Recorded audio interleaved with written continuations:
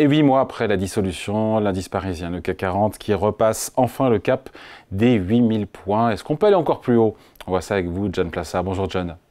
Bonjour David. John Plassard pour la Banque Mirabaud, duplex avec nous depuis Genève. Je dis 8000 points parce qu'on est dessus au moment où on se parle. Voilà, c'est un peu plus simplement. En tout cas, on a retouché ce cap.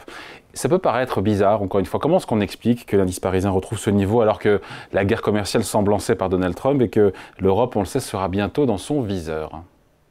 Écoutez, il y a plusieurs raisons. La première raison, c'est bien évidemment les anticipations. On avait une anticipation, le marché avait une anticipation que la situation française au niveau politique ne pouvait pas être moins bonne, à part évidemment un départ de Monsieur Macron. Mais on a vu que les anticipations concernant un nouveau budget, quel qu'il soit, eh bien, étaient déjà bien ancrées. Donc que le pire était derrière nous. Ça, c'est la première des choses. La deuxième des choses, c'est que on se dit aussi que au niveau du CAC 40, on a énormément d'entreprises qui ne dépendent pas seulement de ce qui est en train de se passer, de la vigueur économique française, mais beaucoup plus internationale. Et donc ici, vous avez des entreprises, on peut parler des LVMH, Hermès, etc., qui bénéficient eh bien d'autres relais de croissance. Et puis, dernière chose, il y en a plein, mais dernière chose qu'on peut remarquer, c'est que les mal-aimés de l'année passée, eh bien, sont de retour cette année. Les mal-aimés, j'entends par là, par exemple, le secteur bancaire, qui était mal aimé l'année passée. Depuis le début de l'année, vous avez la Société Générale qui a gagné près de 30%. Vous avez BNP qui a gagné près de 16%. Vous avez des valeurs comme Arcelor qui était délaissée l'année passée, qui a gagné 22%. Et puis, évidemment, des valeurs comme Safran qui sont en hausse de 14%. Alors que l'autre côté, ce qui était un peu plus aimé l'année passée, eh bien, est mis de côté, comme STM, vous savez, dans les semi-conducteurs, qui perd 10% depuis le début de l'année, et Pernod Ricard qui perd plus de 5%. Et puis, on a aussi le secteur automobile qui pêche. Donc, on est dans une situation où il y a des anticipations, il y a un constat des ventes des entreprises en dehors de la France, et puis, on a une rotation qui est en train de se faire au niveau français, mais aussi au niveau international, puisqu'on voit que de plus en plus d'investisseurs, même américains, sont en train de revenir sur l'Europe. Voilà, donc on corrige pour le CAC 40 et sur des valeurs, comme vous l'avez expliqué, une forme d'excès de pessimisme qu'on a eu en 2024, qui s'est traduit par une bourse de Paris qui a perdu 2%, qui était une des pires performances de toutes les bourses occidentales. Oui, exactement. Et puis là, on a, comme je disais, on a l'impression que le pire est derrière nous dans tous les scénarios, même sur la croissance. On s'imagine effectivement, en tout cas en ce début d'année, vous avez vu que on a eu des tarifs douaniers qui ont été mis en place sur le Canada, le Mexique, qui ont été mis en pause. On voit que ceux qui sont sur la Chine ne sont pas extrêmement dramatiques. Et puis, on attend toujours sur l'Europe. Alors, si on a une annonce forte, et il y aura certainement une annonce de tarifs douaniers américains sur l'Europe, mais ça sous-entend aussi que des négociations pourraient avoir lieu, comme elles ont eu lieu avec le Mexique et le Canada. Donc, on est ici dans une situation où, effectivement, personne ne voit la récession venir qui pourrait impacter potentiellement les marchés financiers. Tout le monde voit la Banque centrale européenne continuer à baisser les taux, et ce qui pourrait évidemment aider les entreprises et les particuliers à réinvestir, à se réendetter, je dirais, avec des taux qui sont moindres. Donc pour l'instant, c'est le scénario du ciel bleu, blue sky, que on est en train de regarder. Et cet optimisme, ce blue sky, est-ce qu'il est justifié? Le CAC 40 qui progresse pour l'instant de 8% depuis le début de l'année.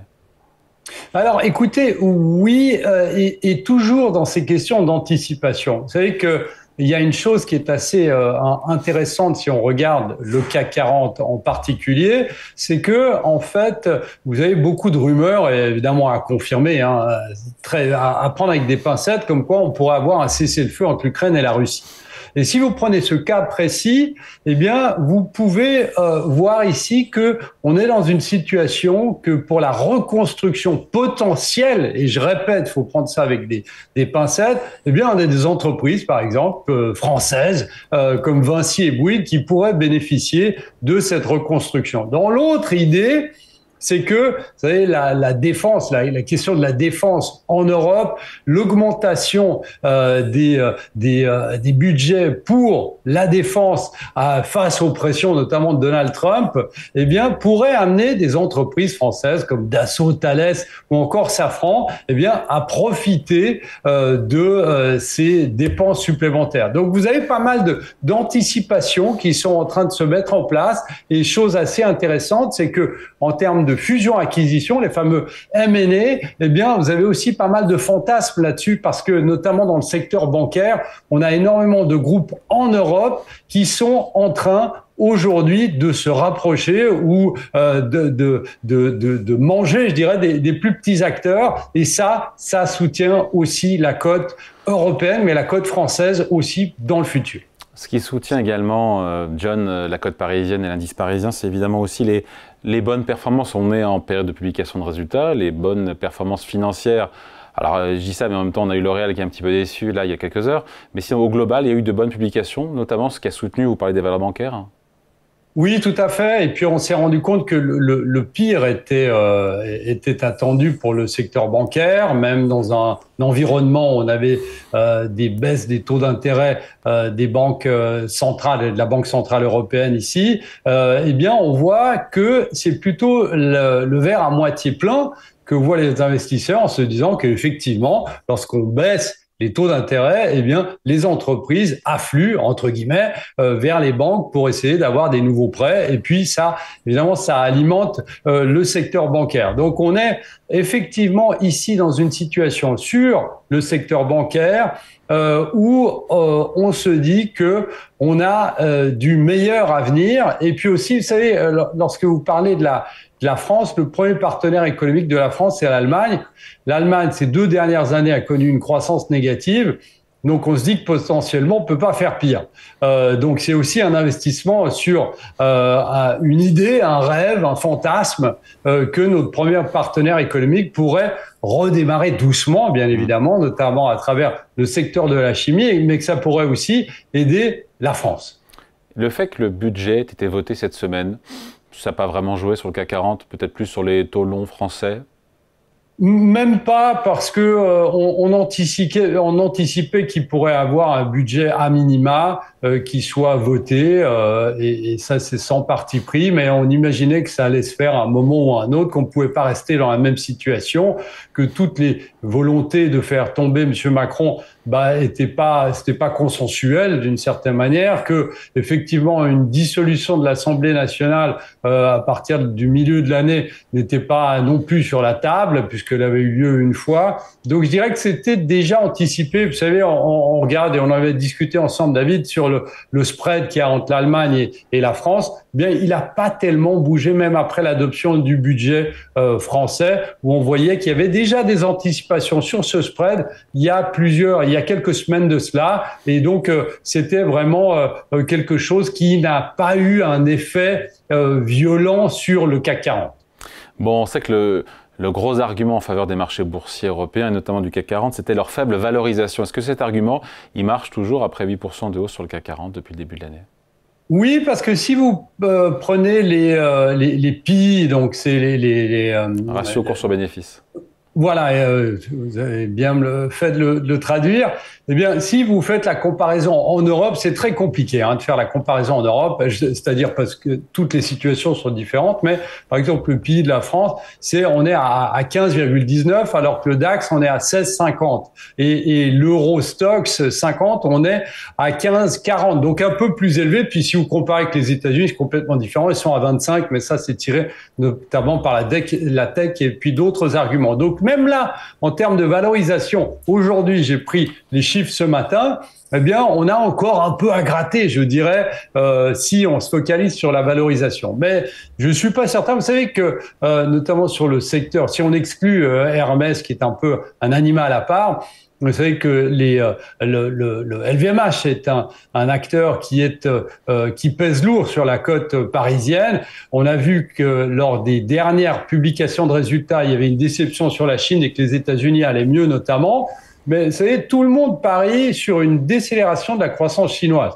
Et si le gouvernement devait continuer, notamment faire des mesures fiscales, annoncer des mesures fiscales en Chine pour que la confiance revienne progressivement en Chine, eh bien, on pourrait voir notamment des acteurs comme LVMH ou même Kering. Alors bon, là, il y a un peu la question de Gucci, mais Kering rebondir en bourse et aussi alimenter ce CAC 40. D'un autre côté, même chose pour un acteur comme Total Energy qui pèse lourd et qui n'a pas fait grand-chose cette année dans le CAC 40. John, le CAC 40 est à 8000 points. Allez, on va s'emballer un petit peu. On peut imaginer ou pas un CAC 40 à 9000 points dans l'année? Et si oui, quelle configuration faut-il pour arriver, pour aller plus haut? Oui, alors la réponse, elle est oui, mais vous savez, David, que je suis un éternel optimiste.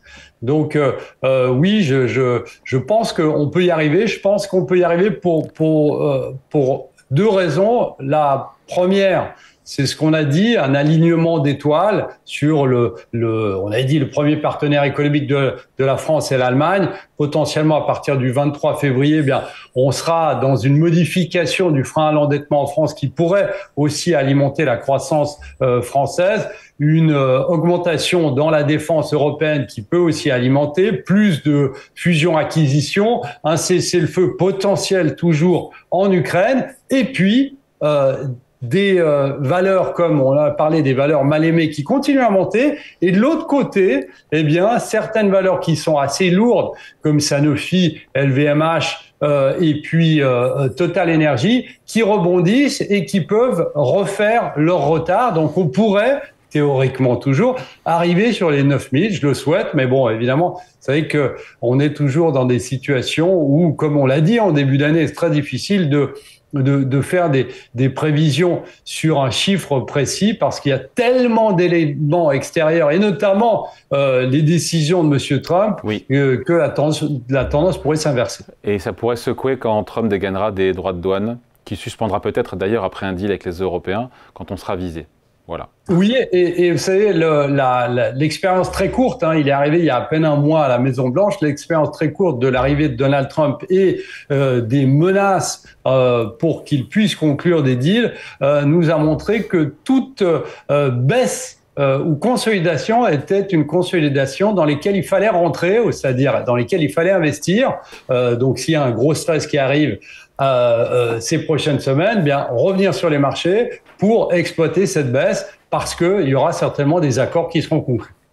Allez, merci beaucoup. Explication signée John Plassard pour la Banque Mirabaud en duplex avec nous depuis Genève. Merci John, bonne journée. Bon week-end. Salut.